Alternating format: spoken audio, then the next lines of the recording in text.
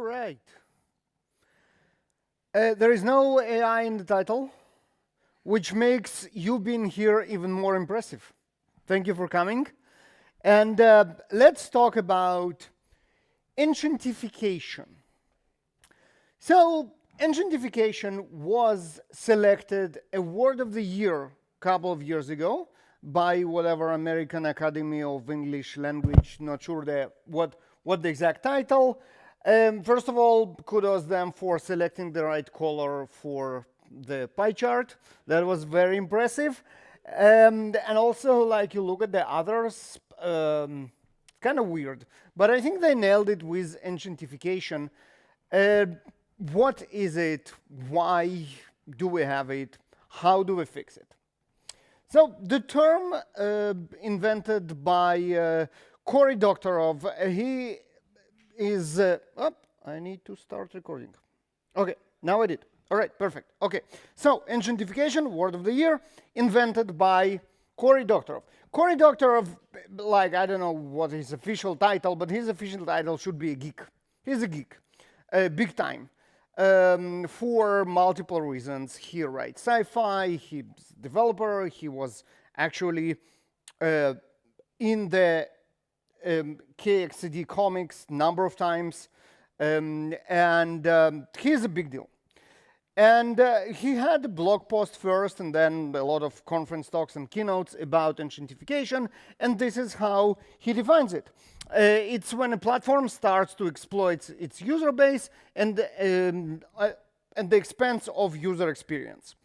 Number of platforms come to mind, especially maybe social networks. The idea behind what Cory was trying to say is, like, this is the nature of some not very nice people exploiting others, especially users, and it's like an entire social economic basis to it, with a lot of like chronic capitalism, broken regulations, and this kind of stuff. I highly recommend the original material, the blog post and the conference talks, but I would like to talk about something else today. Before we jump into it, this is how Cory goes about it, right? So platforms gather users by provided value, and then critical mass locks users in, and then platforms stop providing value and sells the users.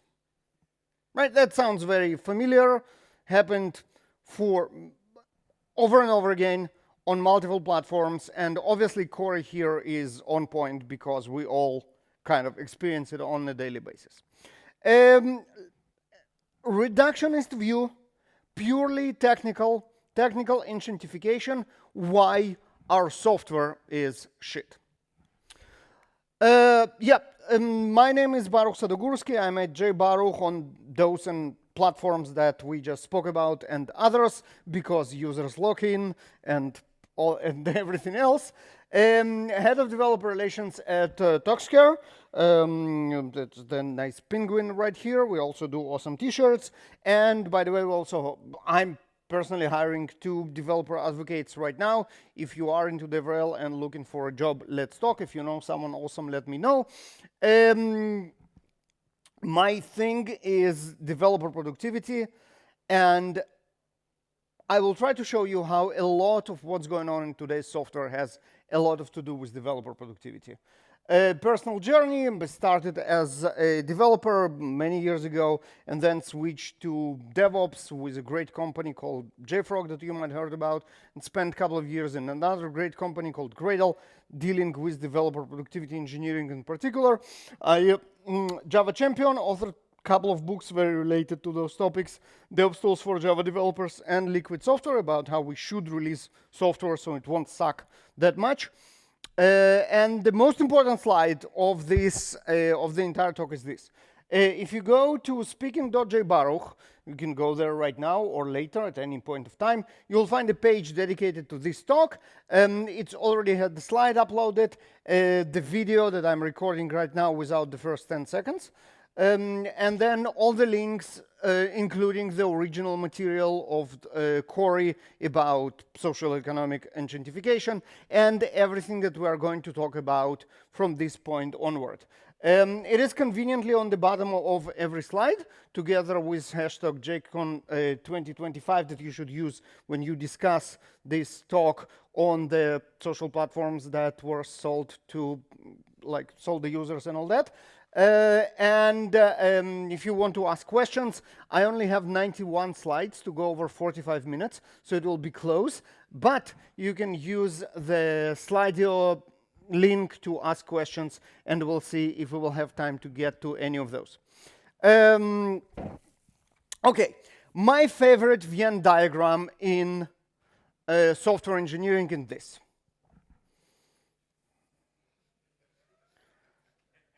Tell me if you can relate, right? There are exceptions, but surprisingly few. Software sucks. And the real question is why? Why it sucks so badly?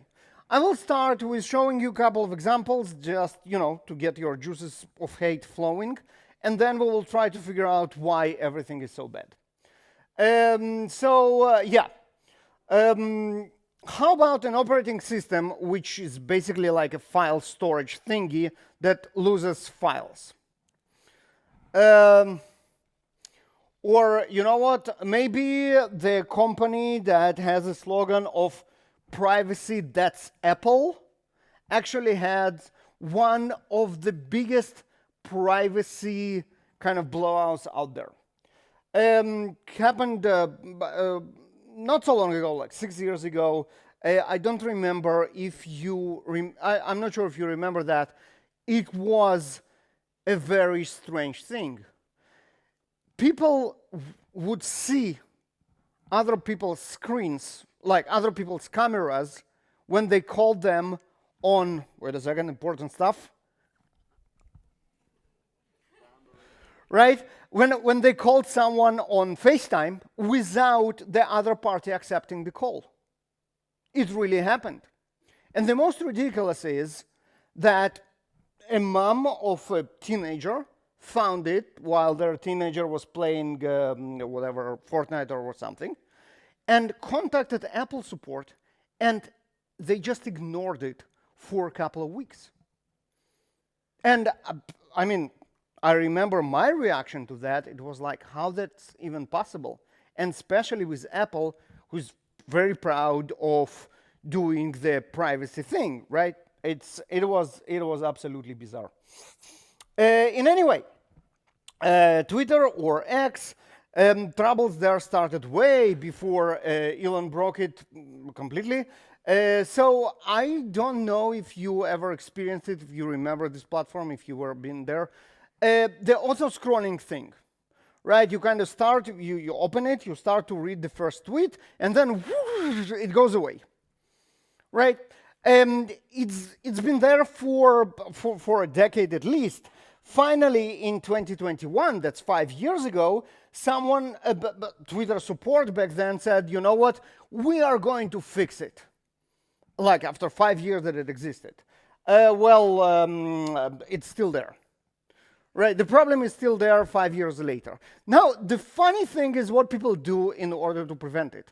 There is like an Apple script that you can program on your phone that will take a screenshot of the page as you open it, so when it goes away, you can go to your gallery and finish reading the fucking tweet.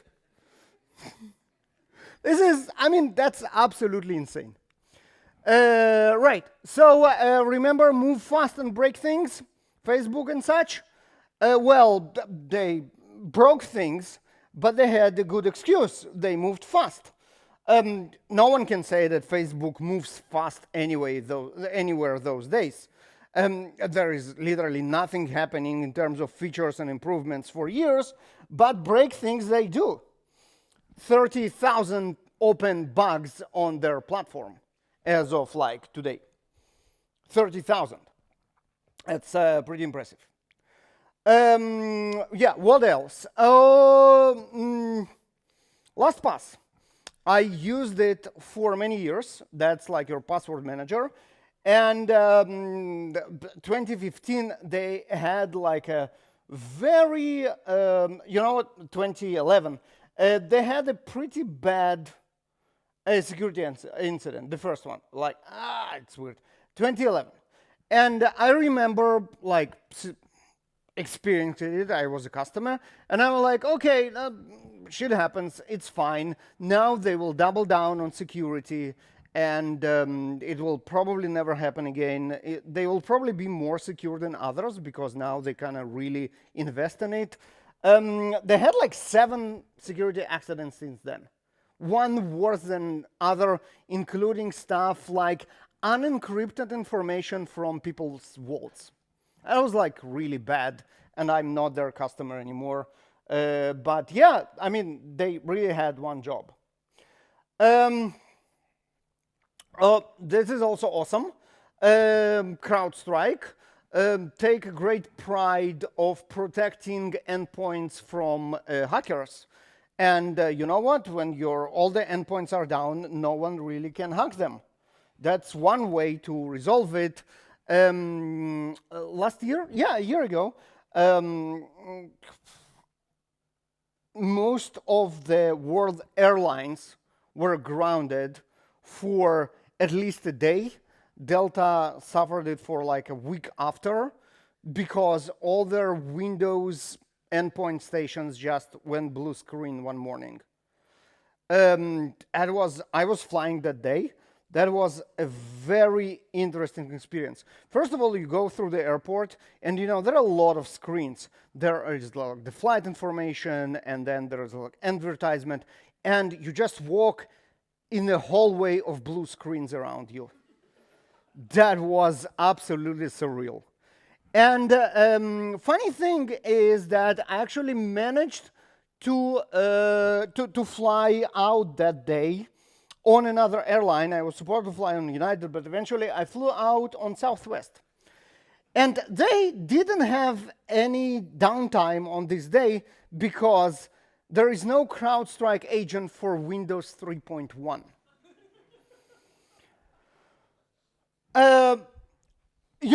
I mean, I got lucky that day, but you know what? Half a year before that, Southwest was absolutely grounded because they used Windows 3.1. So, yeah, the thing is, the technology that they used is really from the 90s. And it just doesn't work that great as of today. So, AI. Let's add AI. What can possibly go wrong? So some studies for you. 2021 research that says like, okay, of the code that AI generated, 40% of this code has security vulnerabilities. 40% of the code generated by AI has security vulnerabilities. I want to present here a story that we will take throughout the entire talk, and that's the story of new Sonos app. So half a year ago, maybe a year ago, Sonos released a new app, and it was an absolutely marvelous disaster.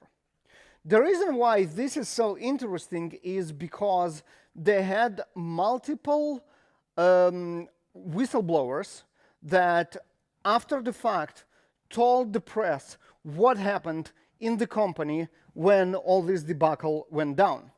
And we will use those testimonials to understand why everything is in the state that it is. So this is an official press release that says, like, on May 7, exactly a year ago, we rolled out a new app, and it has a number of issues. A tiny bit of issues.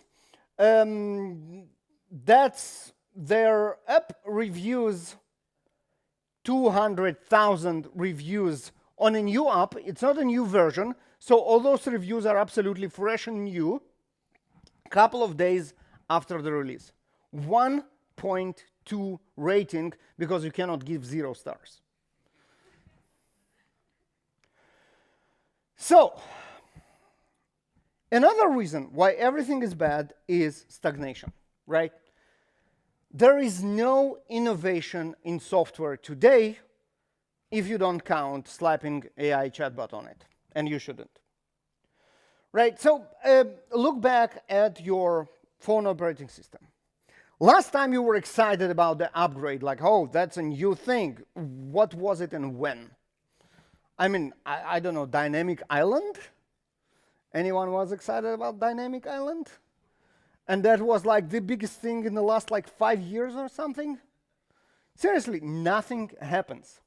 There is absolutely no difference in the latest versions of operating systems, either between themselves or with the other ones. They are exactly the same and nothing changes. Windows 10 versus Windows 11. Whoever uses Windows, can you name like 3 differences? Well, I'm not a frequent user, but for me, there is like, they look absolutely the same. Yeah, the version number.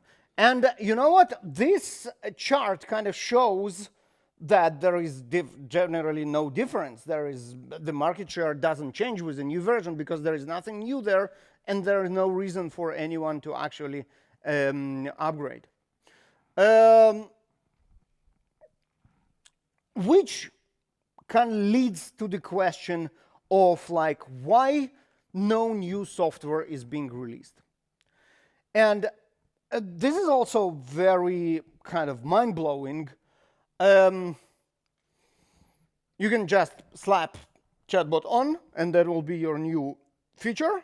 And even then, the stories are horrific. That's a story of, again, a year ago, Air Canada chatbot.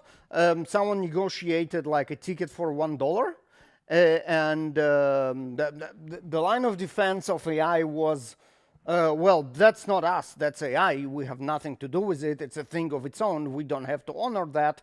It didn't fly in court, but the whole idea is that, hey, if we slap a chatbot on it, that will be our innovation, and then we will say that we actually have zero responsibility for what it does. This is where we are in terms of new features in the apps and services, and even slapping a chatbot on takes years. So September 2023, that's like, what, 2.5 years ago, Amazon promised that Alexa will have an agentic AI in it. So instead of stupid questions, now it'll be mostly wrong questions, but answers, but a little bit less stupid.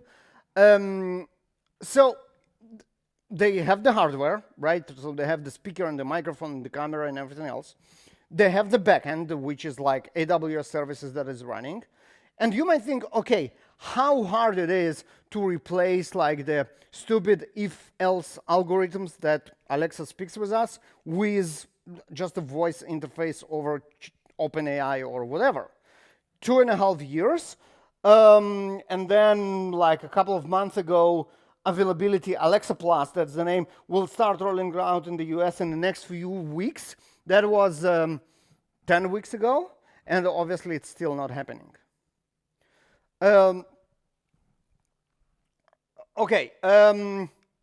Wireless charger. So Apple started to work on their wireless charger in 2017, and then canceled it 2 years later because they didn't manage to produce a wireless charger. Well, it's not software, but still, I mean. Okay, that's my favorite. Really, this one is just like my blood pressure rises when I even think about it. Anyone remembers this? A new look is coming soon? We saw it every time we signed it with Google for like at least half a year, if not more. Every time you sign in with Google, you see that. New look is coming soon. This is very exciting. You should be really exciting. And then they just move stuff around on the same screen? Right. Yeah, no, well, promises of Elon and their timelines are, that's like a universe of its own. Autonomous Tesla vehicles promised by Elon Musk first in 2013 with the prediction that they will be on the road by 2016. Should I mention that they are not there yet? Obviously, like what? It's like 12 years later and 9 years behind schedule, something like that. And then obviously a Cybertruck that was supposed to have 500 miles of range and start at $40,000 for the American market and promised to be released in 2021.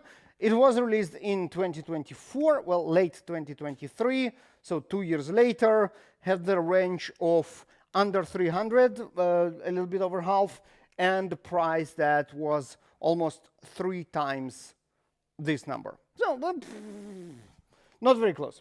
All right, by the way, disclaimer, I have Cybertruck, it's a great car. Regardless of all that, it's still absolutely awesome. All right, bloat.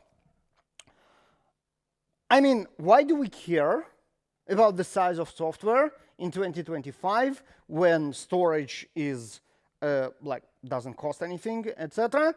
Well, there is one good reason. And the reason is, well, you didn't expect a quote from Stalin in this talk, did you? Right. So, yeah. A quantity has a quality of its own, Stalin said once, justifying the cannon meat that he sent to win over the Nazis by tens of millions just to run over tanks and what's not. And yeah, so generally quality has a quantity of its own, but it also works backwards.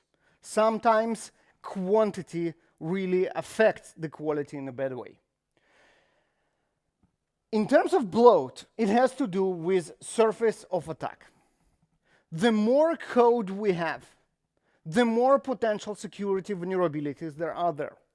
And now, the surface of attack is insane because everything is bloated, right? So Daniel Zander wrote about it, a great article about why bloat is still software's biggest vulnerability. And just to remind you, you go right here to get all the links, including this amazing article. And here, we are likely looking at over 50 million active lines of code to open a garage door. This through an entire stack, right? So you have a mobile app that calls a service that propagates to the operating system. It's first of all the layers of cloud, your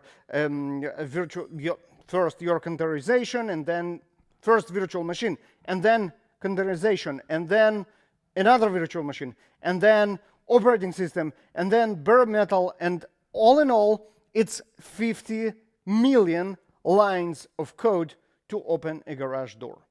There is a lot of potential for exploits right there, right? And it's a big deal. The supply chain attacks, which is exactly what's happening when we bring more dependencies into the picture, is skyrocketing. This is from the software supply chain state survey by Sonatype in 2024, the last one. Look at the amounts. It's like 700,000 malicious packages, and the more dependencies you use, the more chances that you will use one or more of those, exposing your software to it. The problem is that sometimes it's just impossible to reduce the size. Going back to Facebook, the Facebook app for Android is now just under 500 megabytes. And in some point of time, Facebook like, okay, we'll try to reduce the size. It doesn't work. Let's just do another app. It will be 100 times smaller, and it will do pretty much the same.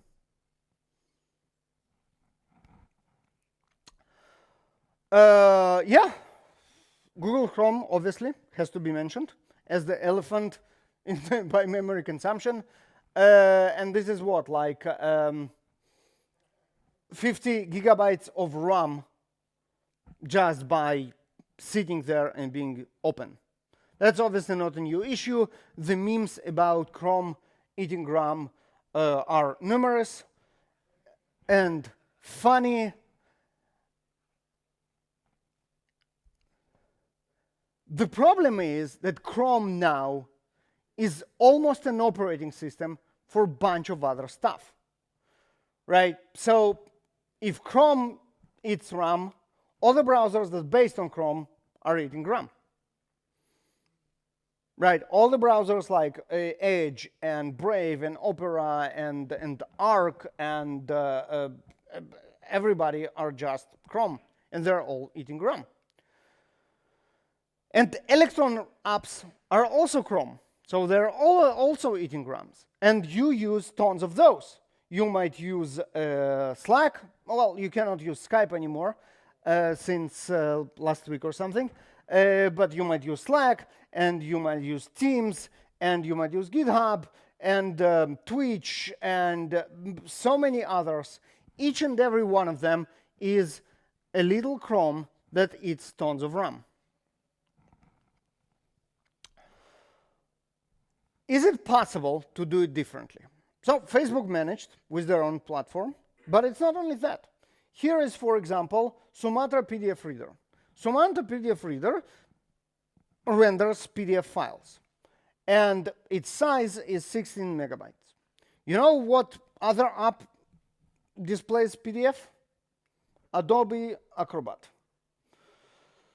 It requires almost a gigabyte of space for the exact same purpose of showing you PDF files. 16 versus almost a gigabyte. And obviously 2 gigabytes of RAM, because why not? Right, so websites are not better in any way. This graph is very disturbing. By the way, I have no idea what happened in 2019. This is very weird. But other than that, the line is very disturbing. And it's not only desktop, it's also mobile, and it only goes up. Another problem is that when eventually sites and applications add features, those features are completely off the mark of what the users actually ask. Windows 10 and Windows 11 example, this is just weird. The number of, well, I did a very stupid proxy metric, but I just counted the characters in articles about leaving, removing and adding features between Windows 10 and Windows 11. What was it? 5,100 characters about features removed from Windows 11, and 1,300, just over double of features added in Windows 11. So this is weird. I mean, they remove so many features to add other features, and eventually, as you remember, there is not a lot of adoption of Windows 11 because apparently the features that have added plus the features that they removed don't add up. Back to our friend Sonos. So the reason why the new app was so terrible is that it was pushed by any costs. And you can see here with the beginning of the stories from the whistleblowers, the app was removed, was released on May 7th, and it lacked features like sleep timers,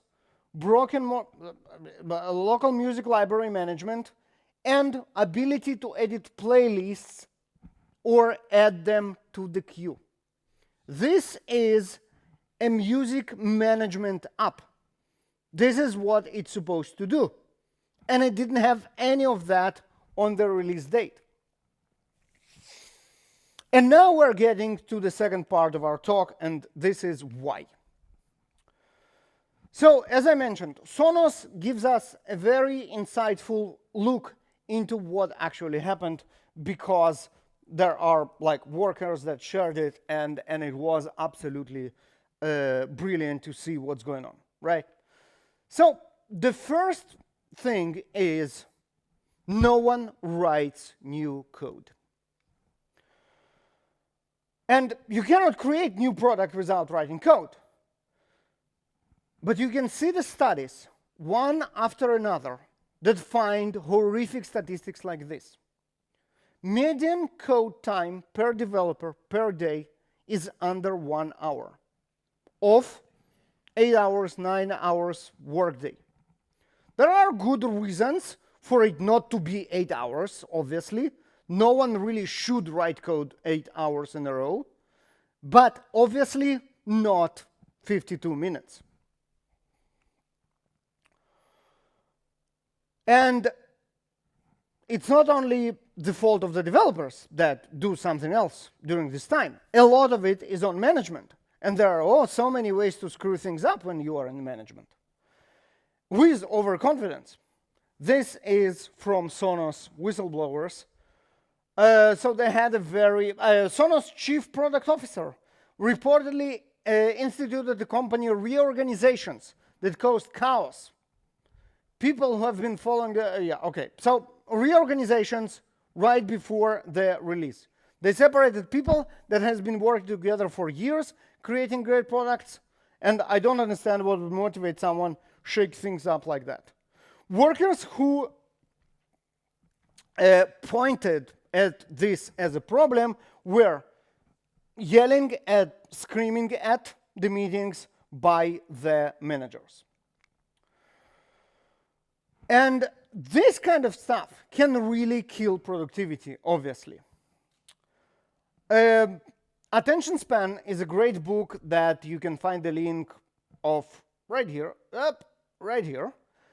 by Gloria Mark, and she's a professor who specialized in attention, human attention. 15 years of research from her doctorate all the way to last year ended up in this great book. And a couple of interesting facts from this book that are relevant to us are those. Our emails steering our focus 77 times a day.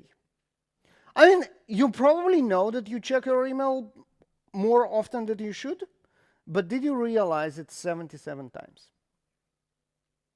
I have one better. So I have a question for you. When you are distracted by something, let's say you run a build, local build, and then while it's running, you go ahead and check the emails one of the 77 times.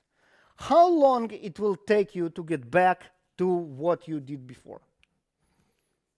15? 15? Half an hour? Shout it out. Next day. Well, that's extreme. 15 minutes, half an hour, that's very much in the ballpark. Yeah, on average, it takes you 25 minutes to return focus to a task after interaction. Now, what does it mean? It means that the task that you distracted from now takes 25 minutes. Let's say you have a build, and your build takes 1 minute. In this 1 minute, you sit and you see the build passing. 1 minute is not enough to get distracted, and then your build takes 1 minute. Let's say your build takes 5 minutes, and in a 2 minutes mark, you get bored, and you're like, okay, I'm going to check my email. How long your build takes now? 25 minutes. Exactly. Rigid deadlines, especially artificial ones, are terrible for productivity. This is exactly Sonos again, right? So they were very strict about the deadline of this app. It has to be released on May 7th, no matter what. And that's because they actually had a hardware device, the Sonos Ace, that was supposed to be announced. And they didn't want to add the support for the new device to the old app because the new app was coming. And the problem is that when they had the knowledge that they are not going to be able to release the new app, they didn't pivot. When they had the knowledge that it's going to be disaster, they still kept on it. We're going to get back to that, to the point of having enough knowledge to make smart decisions. And when developers eventually do code, they are completely drawn in technical depth. And you cannot create value fast if you are drowning in technical depth. And again, Sonos. One reason for the app's failure is the outdated code and infrastructure that the previous app was running on. Sonos app technical depth has been building for up to 20 years before the update. 20 years. And it's not just Sonos. There is research now that actually says that what impact of technical depth have on your ability to innovate. Most of the people, 80%, say that they have at least a significant to very significant impact. 80% of people of developers being slowed down by technical depth. That's why nothing is done. One very nice metric of measuring technical depth in your organization, in your project, is onboarding time for a new developer. A time to first commit is a great proxy metric for technical depth. And again, here is another blog post about that, and you can find it and speak it at JAVAPRO. How it correlates? Almost 100%. Think about it, it makes sense. It's a great metric to start tracking. Right, and let's add AI. What can possibly go wrong? Obviously, garbage in, garbage out. There are a lot of studies that actually say that here is a comparison between GitHub Copilot, Amazon Code Whisperer, and what else? ChatGPT. 65, 43, and 31% of the time, the code that is generated is just wrong. On average, half of the code generated by generative AI is just wrong. Not only that, AI gets creative with technical depth.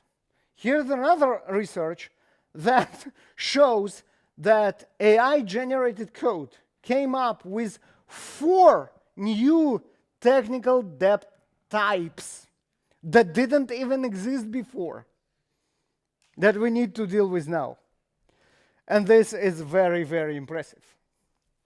And of course, more code, especially bad code, makes it impossible to understand the technology, right? And a great example is security. The problem with security is that it is extremely complicated to begin with, and it's actually not our job as developers directly to understand it, but it is our job to make sure that our code is secure. And that's a very nasty combination. And wrong features. How do product managers know what they want? They really don't. And there is a research that proves that product managers actually guessed most of the time. Well, almost most of the time. Well, you know, yes, most of the time. 45% of product managers are creating and modifying products and services based on analytics, which means 55%, most of the time, it's just guesswork. Right? And what do? Let's just copy the current thread, what everybody else does. What comes to mind? AI. What else comes to mind? Blockchain. What else comes to mind? TikTok. Seriously. Everything is TikTok. Everything is the same stupid reels that you can scroll for hours, and this is what everybody does. There are banks that introduce stories into their apps. I kid you not. Right? And obviously, as I mentioned, the AI assistants everywhere. This is my WhatsApp. I discovered, like, before this talk that I actually have a conversation with Meta AI in my WhatsApp, that I actually managed to message it something that I have no idea what it even means. And it was, like, absolutely bizarre. Right. We have, 10 minutes to fix everything. Let's fix everything in 10 minutes. We can do it. Okay. The most important part is to realize what you can really change. And that goes not only into your work, but also organization you work with. Sometimes you just need to say, you know what? There is nothing to be salvaged here. I'm going away.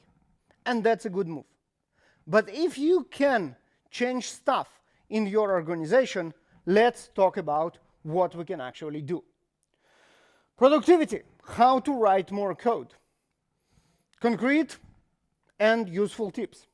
Fast feedbacks equals fast fixes. Remember the story with the build? The faster you get fixed, you have a report that something is broken, the faster you can fix it. Automation of everything. Manual toil is the way to die.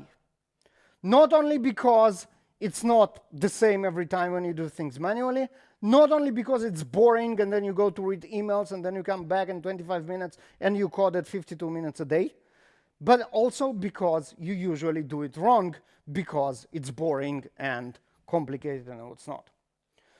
Power naps. Do that, especially when you work from home. You really should take a nap. Go to speaking.jbaruch. There is a great resource that explains how caffeine naps work. The idea is that you drink coffee before you take a nap, and then you wake up 20 minutes later when the caffeine kicks in, and you are alive. And this is awesome. Distractions are terrible. Your Slack, your email, what's not, and your meetings. There is a better way. One of the apps that I really love deeply called Reclaim AI. Go to speaking.jbaruch to get the link. This is a calendar manager that smartly protects your time. You can say how much time you want in a day to be focused, and it will arrange it around playing with your availability for others to protect this time. If you just block your entire calendar, it won't happen. People will ignore it because they need to meet with you, and they will constantly block meetings over your focus time, disregarding it entirely because you don't have any other availability. But if you do it smartly and allow people to schedule meetings and only then block the focus time around it, and this is what this app does, it will actually help you to manage your time better. Use AI, but use it smartly. First of all, if you want to code with AI, use good AI agents, which are tailoredly made for better code. There are also techniques like intent integrity chain that can help you write better code with AI and not just garbage in, garbage out. Right, so that's the really good tools that are specialized in writing code. There are tools that specialize on quality, like Codo, for example. I think I have shout out for them right here. And obviously, local models are also your friend because they are faster if you give them enough hardware, and they are you have control and privacy. Agentic AI, as I mentioned, is very cool if it does the right thing. So JetBrains Juni is very powerful and getting better by the day. Windsurf, which was acquired by OpenAI a couple of days ago, I think, is also very, very good as being very powerful agentic AI. Visual Studio Code with the agent mode, they all pretty much do the same. Cursor as well. There are people that love one over another. You can tailor them to actually emit good code, and this is important. Codo that I mentioned is a specialized agent that specialized on quality. Getting AI fight over your code is great because you will get eventually better quality out of this. So you write code in Juni and then you check code with Codo, and this actually works. Yeah, basic principles like agile are still very relevant. And I'm not talking about the ceremony of Scrum. I'm talking about the essence of Agile, which is react and don't plan for years ahead. Remember adjusting to the timelines with Sonos? Decide late, but not too late. This is critical. You defer your decisions to the point that you have the most information available. Should Sonos release the new app in 2 weeks? We don't know. Now, a week from now, we see that it's not ready. It's not going to be ready. We scramble the launch and we postpone it. This is the true Agile, not your daily stand-ups and whatever, like predictive poker or whatever bullshit it is. Small bets win. If you do small experiments, they're easier to throw away. Also, very important basic Agile principle. And done is better than perfect. This is one of my favorite expressions ever because it is very important. Paralysis over perfection is killing everything. One of my favorite actors is Mark Schwartz. He wrote a lot of books that generally speak about the concepts of Agile, what we spoke about, in very great examples of IT. There are a lot of books. If you want to read just a couple, that would be The Art of Business Value and The War, Peace, and IT. And just to remind you, all the links are speaking.jbaruch. DevOps, again, those are great principles that we really should re-embrace. Stuff like DevOps teams is a big no-no, but DevOps as a culture, definitely yes. Don't do manual work. We spoke about automation. Release, if it's painful, if the releases are terrible, you should do them more because they should become a habit and you will clear a lot of quirks on the way when you do it more. And stuff like feature flags, you test in production anyway because that's the only way you can actually test, and the only real quality is what your users experience. So at least make it less painful for the customers by using stuff like feature flags and stuff, right? And write good code. But that sounds very actionable, obviously, but I do have a couple of tips. The first is write for future you. What idiot wrote this happened to me multiple times. I guess you can relate. Because we want to be very clever in the moment, that's not the way to go. The way to go is make our code simple and readable. And readable is better than clever. If it calls for a comment, it's a bad code, even if it looks very, very smart for you at the moment. And refactoring goes right into the column of battling technical debt, and this is very, very important.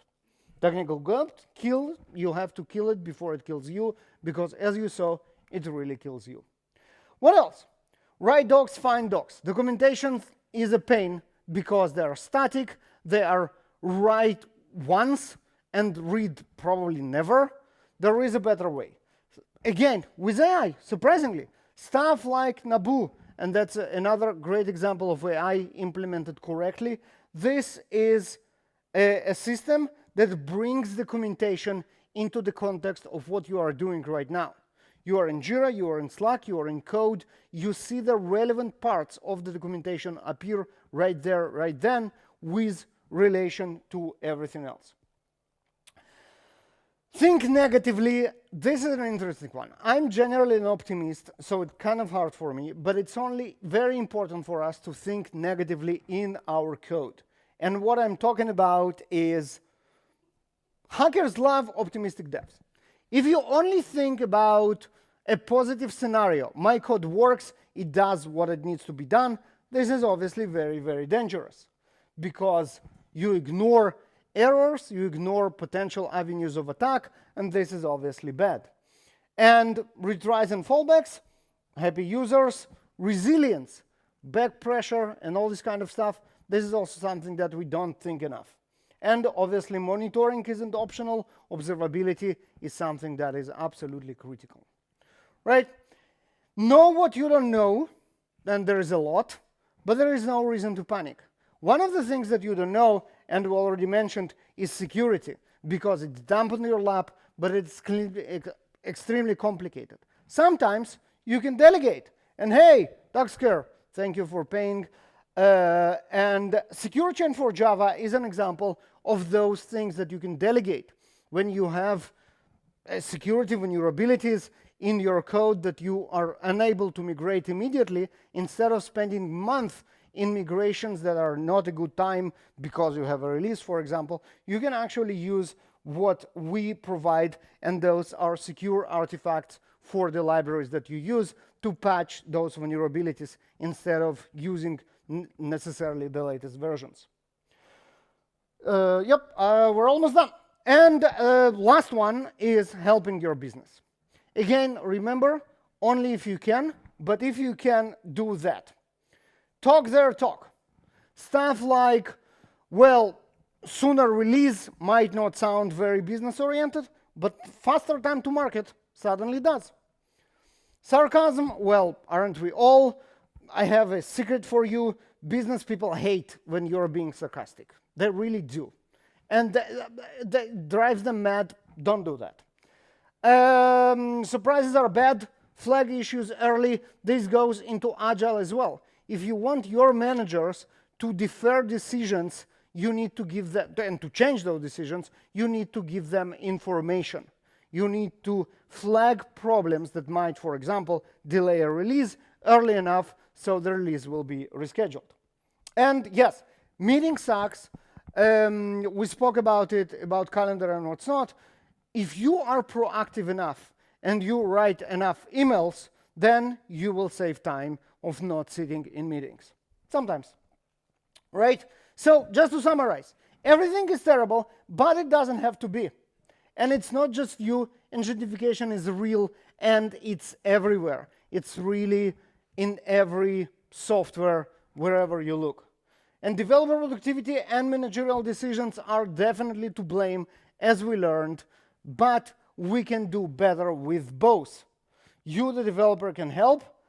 And with that, thank you very much.